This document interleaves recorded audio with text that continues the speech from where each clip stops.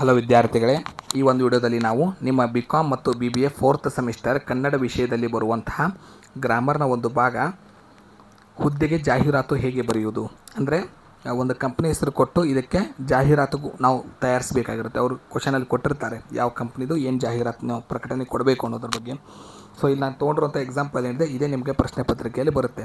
ಹುದ್ದೆ ಜಾಹೀರಾತು ಮೇಲೆ ಪ್ರಶ್ನೆ ಕೇಳಿದರೆ ಇದೇ ಪ್ರಶ್ನೆನೇ ಬರುತ್ತೆ, ಬೇರೆ ಯಾವುದು ಬರೋದಿಲ್ಲ.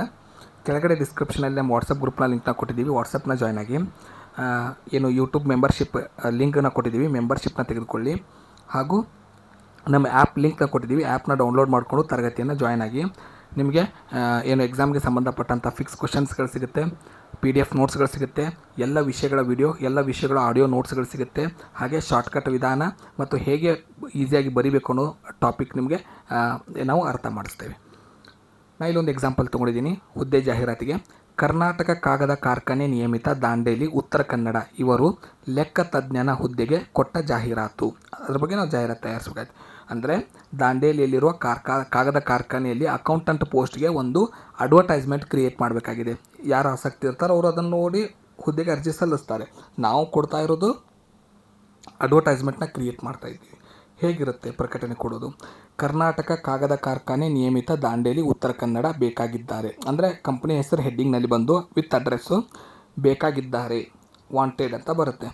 ಸೊ ಕೆಳಗಡೆ ಈ ಕಾರ್ಖಾನೆ ಆಡಳಿತ ಕಚೇರಿಯಲ್ಲಿ ತೆರವಾಗಿರುವ ಲೆಕ್ಕ ತಜ್ಞನ ಹುದ್ದೆಗೆ ಅರ್ಹ ಅಭ್ಯರ್ಥಿಗಳಿಂದ ಅರ್ಜಿ ಆಹ್ವಾನಿಸಲಾಗಿದೆ.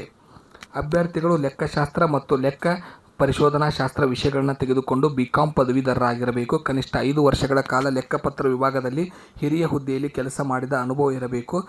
ಅಭ್ಯರ್ಥಿಗಳಿಗೆ ಗರಿಷ್ಠ ವಯಸ್ಸು 30, ಕನಿಷ್ಠ 25 ವರ್ಷ ಇರಬೇಕು. ಸಂಬಳದ ಪ್ರಮಾಣ 4,000ದಿಂದ ಹಿಡಿದು 5,500. ಜೊತೆಗೆ ತಿಂಗಳಿಗೆ ಮೂಲ ವೇತನ ಪ್ರತಿಶತ 40ರಷ್ಟು ಭತ್ಯೆ ಸಿಗುವುದು.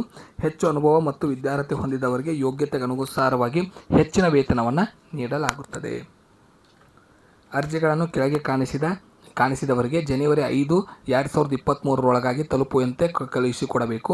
ಅರ್ಜಿಯೊಂದಿಗೆ ವಿದ್ಯಾರ್ಥಿ ಪ್ರಮಾಣ ಪತ್ರಗಳ ದ್ವಿಪ್ರತಿಗಳನ್ನು ಹಾಗೂ ಅನುಭವ ಮತ್ತು ನಡತೆಗಳ ಪ್ರಮಾಣ ಪತ್ರಗಳ ದ್ವಿಪ್ರತಿಗಳನ್ನು ಮಾತ್ರ ಹಚ್ಚಬೇಕು.